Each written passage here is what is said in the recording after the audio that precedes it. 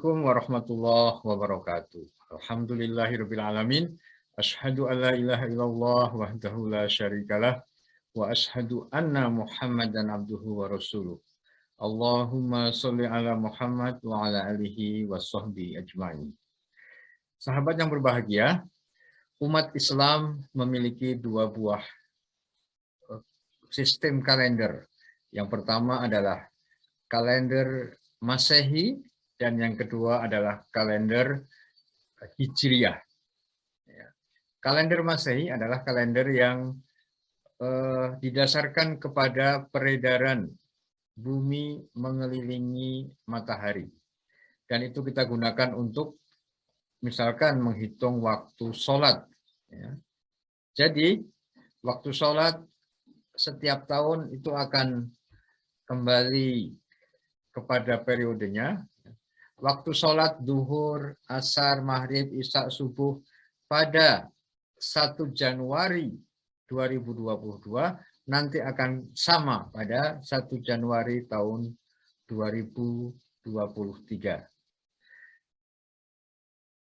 Waktu sholat duhur adalah ketika matahari ada tepat di atas kepala kita. Waktu sholat asar adalah ketika matahari condong ke barat sejauh 45 derajat. Nah, itulah yang diatur dengan kalender Masehi.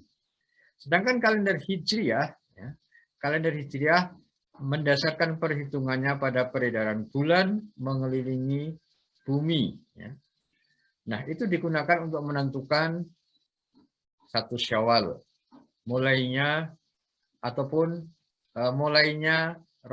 1 Ramadan. Kemudian untuk menghitung 1 Dzulhijjah, nanti akhirnya sampai kepada 9 Dzulhijjah, hari Arafah, dan 10 Dzulhijjah, hari raya Idul Adha. Nah, jadi kedua kalender itu, baik kalender Masehi maupun kalender Hijriah, itu digunakan bersama-sama oleh umat Islam. Nah, yang menarik, satu tahun kalender Masehi itu adalah 365 hari, lebih tepatnya 365 seperempat hari. Nah, sehingga seperempat tambah seperempat tambah seperempat tambah seperempat. Nah, setiap 4 tahun kalender Masehi itu umurnya adalah 366, di mana di situ ada tanggal 29 Februari. Disebut juga dengan tahun kabisat. Sedangkan kalender Hijriah, umurnya adalah 354 hari. 354 hari. Mengapa? Karena umur bulannya adalah 29,5, pakai setengah. 29,5.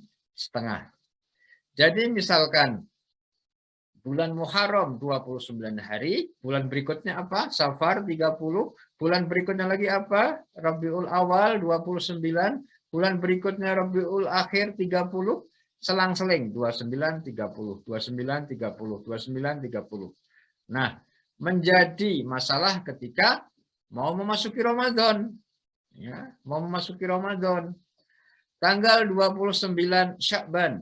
Tanggal 29 Sya'ban. Besoknya tanggal 30 Sya'ban atau tanggal 1 Ramadan, bulan baru. Itulah yang sering menjadi bahan perdebatan. Sahabat yang berbahagia, pada kesempatan kali ini akan saya sampaikan sebuah ayat Al-Quran di dalam surah Al-Kahfi. Di dalam surah Al-Kahfi. Nah, di dalam surah Al-Kahfi disebutkan ayat 25, A'udzubillahi samiil alimi minasyaitonir rajim. Walabisu fi kahfihim salasa mi'atin sinina wazdadu tis'an. Sekali lagi, walabisu fi kahfihim salasa mi'atin sinina wazdadu tis'a. Dan mereka tinggal di dalam gua mereka 300 tahun dan ditambah 9 tahun lagi.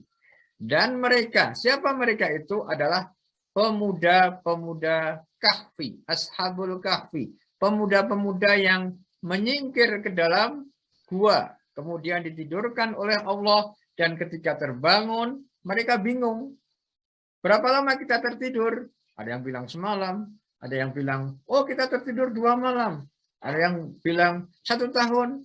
Nah, Allah mengatakan bahwasanya walabisu fi kafihim, bahwasanya mereka tinggal di dalam gua mereka itu salasami'atin 300 tahun.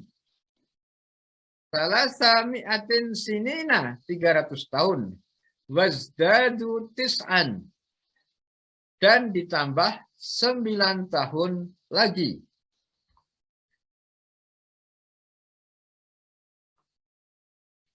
Nah, di sini terlihat bahwasanya di dalam ayat itu ada 2 bilangan. Ya. Dalam ayat itu ada 2 bilangan, yaitu 300 ditambah 300 ditambah 9 alias 309. Mana yang benar? Apakah pemuda Kahfi itu berada di dalam gua selama 300 tahun? Ataukah pemuda Kahfi itu berada di dalam gua selama 309 tahun? Ini cukup lama menjadi perbincangan di kalangan ulama. Nah, ini menjadi bahan yang lama menjadi perbincangan di kalangan ulama. Yang benar yang mana? 300 atau 309? Disinilah kemudian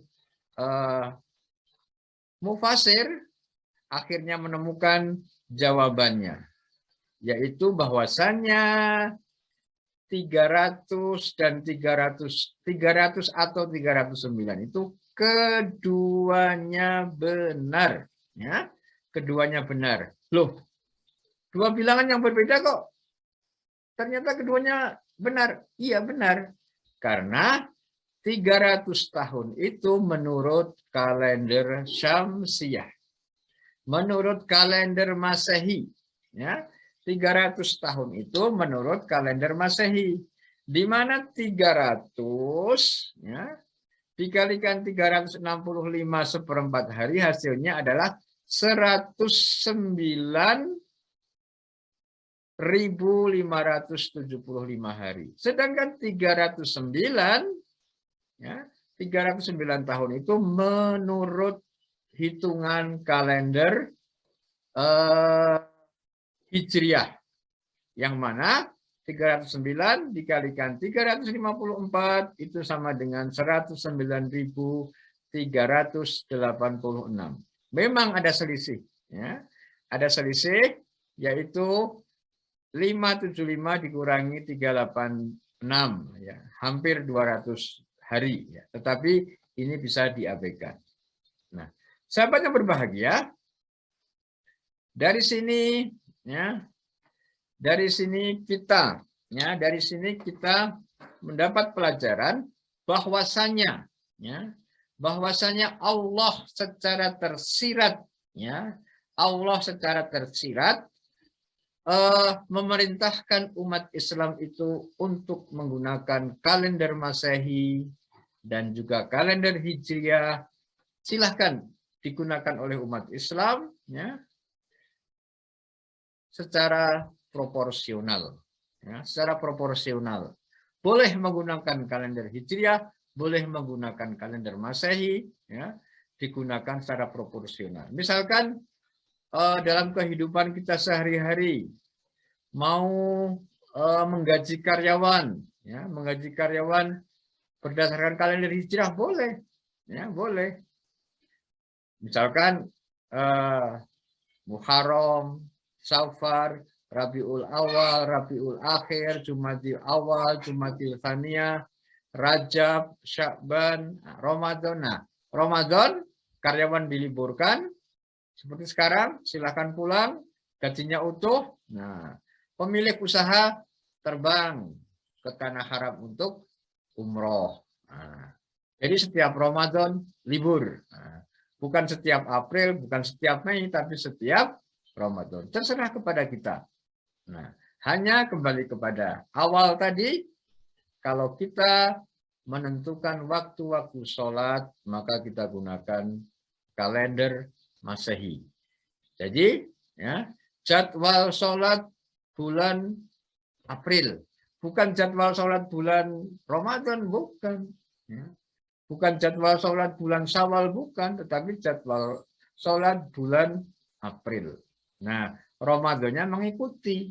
Ya. Karena jadwal sholat bulan Ramadan beda dengan Ramadan nanti. Ya. Tetapi akan sama jadwal sholat setiap bulan April. Demikian juga menentukan ya awal Ramadan bukan awal Ramadan pasti bulan April, belum tentu.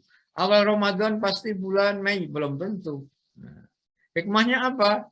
Kita terkadang menjumpai awal Ramadan itu bulan Desember, sehingga di situ ada musim mangga. Kita awal Ramadan itu bulan Februari, di situ ada musim buah dukuh. Nah, awal Ramadan bulan Mei, nah, nanti di situ ada musim rambutan. Nah, itu adalah hikmahnya. Demikian, mudah-mudahan apa yang dapat saya sampaikan ini bermanfaat dan kita berjumpa kembali pada topik-topik berikutnya.